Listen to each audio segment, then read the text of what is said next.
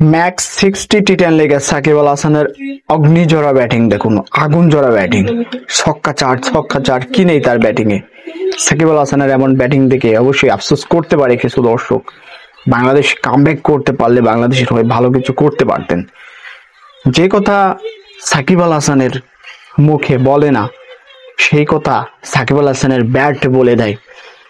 Global super লিগে বিধ্বংসী innings খেলেছিলেন প্রথম ম্যাচে, তারপর পরপর 3টি ম্যাচে ব্যর্থ হয়েছেন, বাট বোলিং এ কিন্তু ধার কমেনি। এবার ব্যাটিং এ ম্যাক্স 60 টি10 লিগে অসাধারণ ব্যাটিং করলেন। 262 স্ট্রাইক রেট তার দলের ভিতরে সাকিব আল হাসানের সবচাইতে বেশি। তার অন্য যে ক্রিকেটার আছে তার চেয়ে বেশি স্ট্রাইক রেটে আর কেউ খেলতে পারে নাই। এমন একজন প্লেয়ার বাংলাদেশ তো মিস করবেই। আর বল হাতে দুর্দান্ত। তার মানে তিনি বোলিং করবেন বাট উইকেট পাবেন না, এটা কি করে হয়? একটা উইকেট তিনি ছিনিয়ে নিয়েছেন। আজকের ম্যাচের ম্যান অফ দ্য ম্যাচ নির্বাচিত হয়েছেন সাকিব আল হাসান। আপনারা যেখানে নিউজে কিছুদিন আগেও সাকিবকে খুঁজে পাচ্ছিলেন না, এখন প্রত্যেকটা টিভি চ্যানেলের নিউজে সাকিব আল হাসানের নাম বেশি বাড়ায়। কমিউনিটি ট্যাবে, শর্টসে, ইউটিউবে, ফেসবুকে, সর্বত্র জায়গায়।